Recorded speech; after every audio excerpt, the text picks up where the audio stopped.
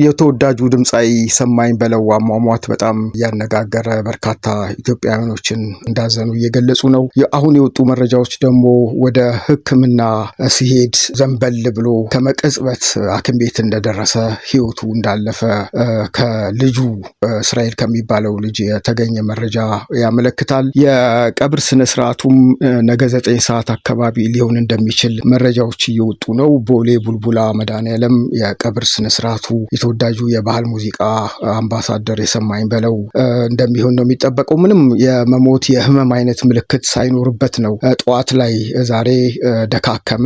ከደካከመ በኋላ ቤተሰቦቹ ወደ ሕክምና የወሰዱት ሕክምና እንደገባ ነው። ሌላ የሕክምና እርዳታም ሳያገኝ ህይወቱ ያለፈው ማለት ነው። በጣም የሚያሳዝን ነው። እንግዲህ የባህል ሙዚቃ አምባሳደር የሆነው በርካታ ሙዚቃዎችን ለአድማጭ ተመልካቾቹ ያደረሰው በውዝዋዜው በድምፅ ቅላጼው እና በርካታ ታሪካዊ ባህላዊ የተለያዩ ሀሳቦችን የያዙ የባህል ሙዚቃዎችን ዘመናዊ ሙዚቃዎችንም በመስራት የሚታወቀው ተወዳጁ አንጋፋው የባህል ሙዚቀኛ ሰማኝ በለው እንግዲህ አርፏል ማለት ነው። አልተጠበቀም። በነገራችን ላይ በርካታ ሰዎች ነው የደነገጡት። ያው ሰማኝ በለው እንደምታውቁት ከቅርብ ጊዜ ወዲህ የሰውነቱ ክብደት ኪሎ መጨመሩ ብዙዎችን እያነጋገረ ይገኛል። እሱም በተለያዩ መገናኛ ብዙሃኖች ሚዲያዎች በመውጣት ስለ ሰውነቱ ክብደት ሀሳብ እየሰጠ ነው። እንደውም ሰሞኑን ከተለያዩ ሚዲያዎች ጋር ይሄ የሰውነት ክብደቱን በሕክምና ለመቀነስ ጥረት እያደረገ እንደሆነ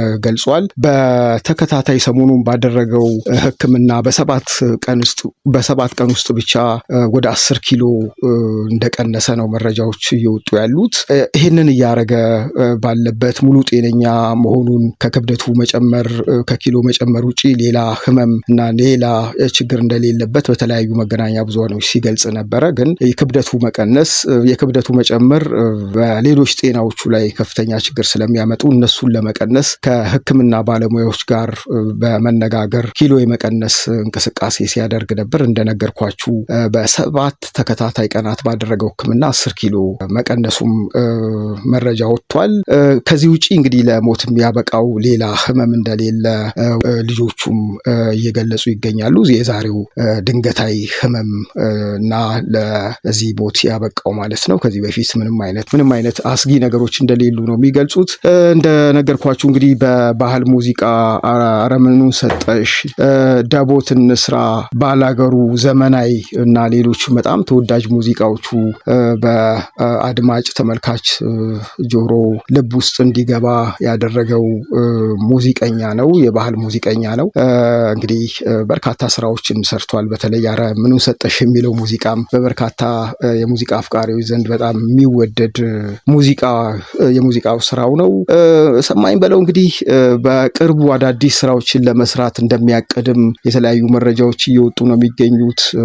እንደሚታወቀው ሳቂታ ተጫዋች እንደነበረም ነው የቅርብ ሰዎቹ የሚገልጹት። ለምሳሌ አቻሬ ከሞቱ በኋላ ባወጣው መረጃ መሰረት በጣም የሳቅ ምንጭ የሆነ የደስታ አብሮት እንዳለ የሚገልጽ እንጂ ሌላ ችግር እንደሌለ ነው አቻሬ የገለጸው ማለት ነው። ድንገታዊ መሆኑ ደግሞ በርካቶችን አሳዝነዋል። እንግዲህ በሙዚቃው ዘርፍ አንጋፋ የተባሉት ኪነጥበብ ሰዎች ድንገት ህይወታቸው ማለፉ በጣም አስደንጋጭ ከተባለ ዜናዎች መካከል ነው የሰማኝ በለውም ማለት ነው።